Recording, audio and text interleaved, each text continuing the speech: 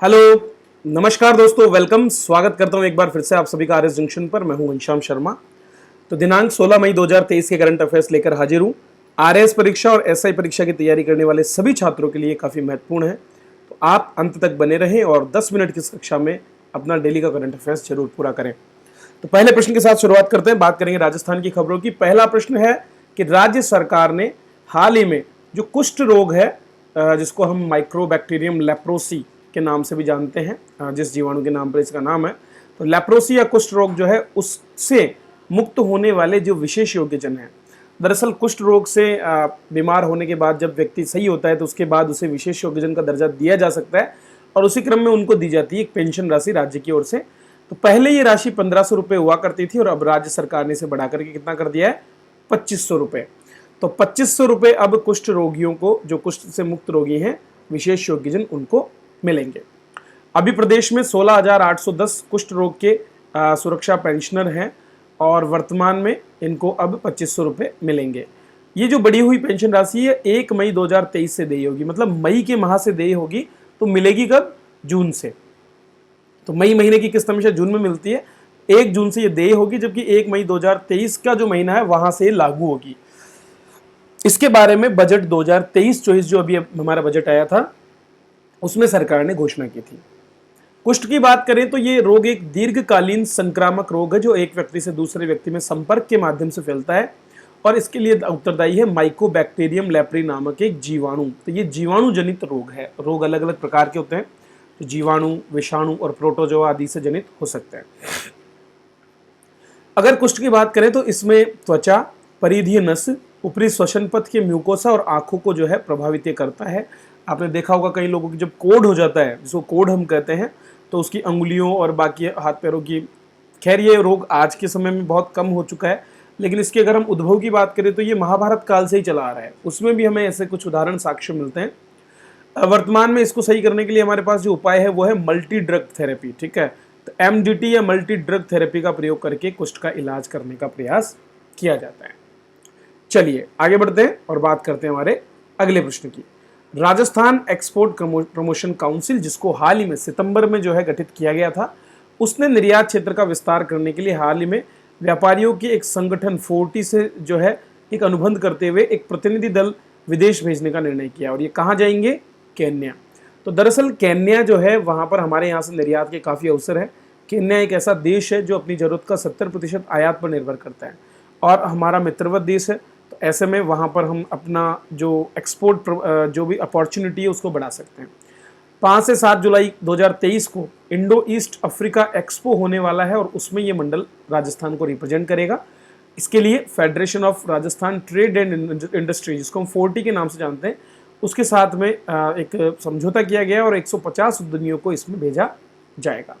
बात करें अगर राजस्थान एक्सपोर्ट प्रमोशन काउंसिल की, 3 सितंबर 2022, ये डेट याद कर लो, बहुत इंपॉर्टेंट है, प्रश्न आ सकता है, मैंने इसलिए इंक्लूड भी किया है।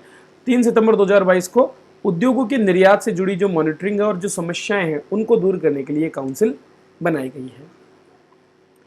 दोस्तों, जोधपुर का 565वां स्थापना दिवस हाल ही में मनाया गया था 12 मई को। मैंने आपको बताया भी था, इस दौरान कई पुरस्कार दिए गए थे जोधपुर में आयोजित एक समारोह में, और उसी दौरान एक शब्दकोश का भी जो है संपादन किया गया, उसको लॉन्च किया गया, राजस्थानी, हिंदी, अंग्रेजी।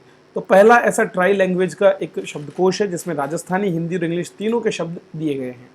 दरअसल इसको डॉक्टर भंवरलाल सुथार और डॉक्टर गजेश सिंह पुरोहित जो हैं उन्होंने संकलित किया है, संपादित किया है, और इसके अंदर 20,000 से भी ज़्यादा ऐसे विशेष शब्द जो हैं उनको स्थान दिया गया है।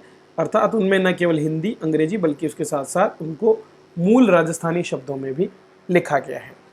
इससे क्या होगा? इससे न केवल शोधार्थियों और जो साहित्य जगत के लोग हैं उनके लिए उपयोगी होगी, बल्कि राजस्थानी भाषा की जो संवैधानिक मान्यता पर हम प्रयास कर रहे हैं उसकी दिशा में भी एक महत्वपूर्ण कदम ये होगा। आगे बढ़ने से पहले राजस्थान करंट अफेयर्स के पीडीएफ नोट्स आपके लिए अवेलेबल है, जिसमें टेस्ट सीरीज भी इंक्लूडेड है। तो आरएस जंक्शन एप्लीकेशन पर और हमारे प्लेटफॉर्म पर, जो ऑनलाइन प्लेटफॉर्म है, दोनों पर ही अवेलेबल है।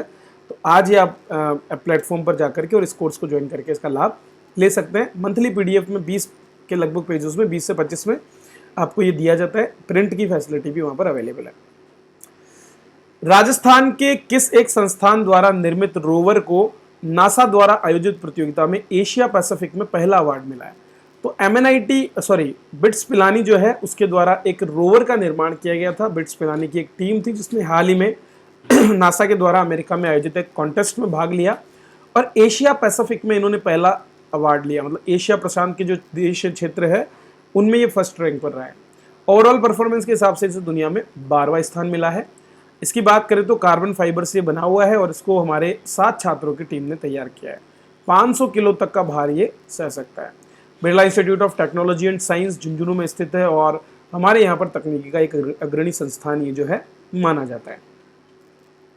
बात करते हैं डिफेंस की, तो भारत और इंडोनेशिया के बीच द्विपक्षीय नौसैन्य अभ्यास समुद्र शक्ति का चौथा संस्करण हाल ही में 14 तारीख को शुरू हुआ।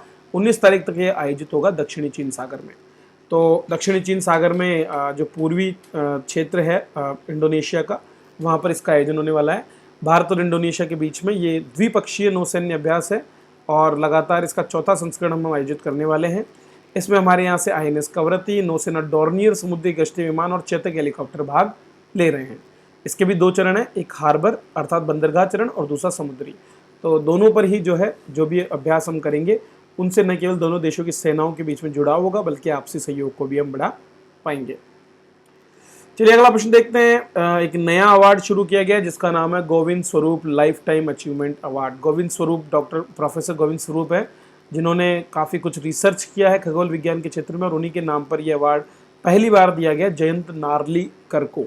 पहला अवार्ड है ये, ठीक है। अभी इसको स्थापित किया गया है किसके द्वारा? एस्ट्रोनॉमिकल सोसाइटी ऑफ इंडिया के द्वारा।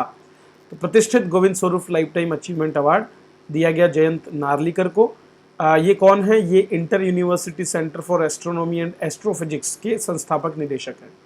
बात करें अगर गोविंद स्वरूप जी की तो national centre for radio astrophysics के संस्थापक हैं ये। इन्होंने ऊटी रेडियो टेलीस्कोप और giant microwave radio telescope GMRT इन दोनों की ही स्थापना में काफ़ी बड़ा योगदान दिया था, जिसने रेडियो विज्ञान या खगोल के बारे में जो है हमारी समझ को और विकसित किया है। चलिए बात करते हैं अगले प्रश्न की। इकोनॉमी की बात करें तो भारतीय रिजर्व बैंक द्वारा हाल ही में एक नए अभियान की शुरुआत की गई है जिसका नाम है 100 डेज 100 पीज। 100 डेज एंड 100 पीज मतलब हर एक बैंक को क्या करना पड़ेगा, उसके बैंक में स्थापित जो अनक्लेम्ड जो डिपॉजिट्स हैं उनमें से कम 100 ऐसे डिपॉजिट्स का भुगतान करना है, उसका निस्तारण करना है। तो लावारिस जमा राशि का निपटान करने के लिए ये अभियान शुरू किया गया है। 1 जून से ये शुरू हो रहा है और हर महीने जो है प्रत्येक शीर्ष बैंक के द्वारा 100 दिनों के भीतर, पूरे जो 100 दिन के लिए ये अभियान चलेगा उसके भीतर प्रत्येक बैंक में 100 लावारिस जमा राशि मतलब एक दिन की कम से कम एक जमा राशि जो है उसको, जो अदावाकृत है, जिसके लिए कोई क्लेम नहीं कर रहा है, जिसका कोई मालिक नहीं दिख रहा है, उनका जो है निपटान उनको करना होगा। फरवरी 2023 तक की अगर हम बात करें तो RBI के पास लगभग 35,000 से भी ज़्यादा करोड़ रुपए अदावाकृत के रूप में उपलब्ध थे। चलिए बात करते हैं आज के अंतिम प्रश्न की। संयुक्त राष्ट्र अर्थात यूनाइटेड नेशंस का जो SDG गोल्स है, सस्टेनेबल डेवलपमेंट गोल्स, उसके स्थानीयकरण या लोकलाइजेशन जिसको हम कह सकते हैं, तो उस लोकलाइजेशन के लिए यहाँ पर प्रयास किए जा रहे हैं और इसी क्रम में भारत का पहला शहर बन गया है भोपाल। मध्य प्रदेश की राजधानी भोपाल में SDG के लोकलाइजेशन के लिए शुरुआत करना शुरू हो गया है। तो पहले राष्ट्रीय स्तर पर लोकलाइजेशन किया जा रहा था, अब जो है शहरी स्तर पर हम आ गए हैं। तो स्वैच्छिक स्थानीय समीक्षा अर्थात वॉलंटरी लोकल रिव्यू जो है उसके माध्यम से इस पहल को शुरू किया गया है ताकि जो वैश्विक SDG एजेंडे के हमारे 17 लक्ष्य हैं उनकी प्राप्ति के लिए हम काम कर सकें। तो जो गोल्स हैं SDG गोल्स 17, उनके लिए हम प्रभावित रूप से काम कर सकें और हमारी स्थानीय ज़रूरतों के हिसाब से उनको मॉडिफाई कर सके, उसका प्रयास इसमें किया जाएगा। बात करें तो सितंबर 2015 में संयुक्त राष्ट्र के सभी सदस्यों ने 193 सदस्य देशों ने मिलकर के इन्हें अपनाया था और 2016 से लेकर 2030 की जो अवधि है उसके भीतर हमको इन लक्ष्यों को प्राप्त करना है। 17 लक्ष्य SDG गोल्स हैं और 169 इसके अधीन लक्ष्य शामिल किए गए जो टारगेट्स हैं। और इसको अगर हम थोड़ा और नज़र डालें तो ये पूरी की पूरी लिस्ट है जिसमें गरीबी को दूर करना, भुखमरी खत्म करना, गुड हेल्थ की बात करना, स्वास्थ्य क्षेत्र आ गया, शिक्षा, फिर जेंडर इक्वलिटी या लिंग भेद को मिटाना, अच्छा पीने का पानी और सैनिटेशन स्वच्छता, क्लीन एनर्जी का उपयोग, इकोनॉमिक ग्रोथ और डिसेंट वर्क, इंडस्ट्री, इनोवेशन और इंफ्रास्ट्रक्चर, तीनों चीज़ें इसमें आती है। जो असमानताएं लोगों के बीच है उसको कम करना, सस्टेनेबल सिटीज़ और कम्युनिटीज़ को बढ़ावा देना, रेस्पॉन्सिबल कंजम्पशन करना, मतलब उतना ही खाएं जितने की ज़रूरत है और बाकी फालतू ना खर्च करें। Climate action, life below water और लाइफ ऑन लैंड, और पीस, जस्टिस, स्ट्रॉन्ग इंस्टीट्यूशन, और लास्ट में पार्टनरशिप फॉर द गोल, मतलब बाकी सभी गोल के लिए देशों के बीच में भागीदारी। तो ये है वो गोल्स जिनकी बात हमने यहाँ पर की है। तो पहले मिलेनियम डेवलपमेंट गोल्स थे जिनमें 8 गोल थे, जिन सभी को इसमें सम्मिलित कर लिया गया और अब इनको दायरा बढ़ा करके 17 एसडीजी हैं और लगभग 169 टारगेट्स हैं। इसके लिए राज्य सरकार के स्तर पर भी जो है केंद्र सरकार के द्वारा एसडीजी फ्रेमवर्क भी जारी किए गए हैं, जिनकी रिपोर्ट्स हमेशा हर साल दी जाती है। तो चलिए इसी के साथ मैं आपसे विदा लेता हूं, मिलेंगे अगली क्लास में, तब तक के लिए आप सभी का बहुत बहुत धन्यवाद।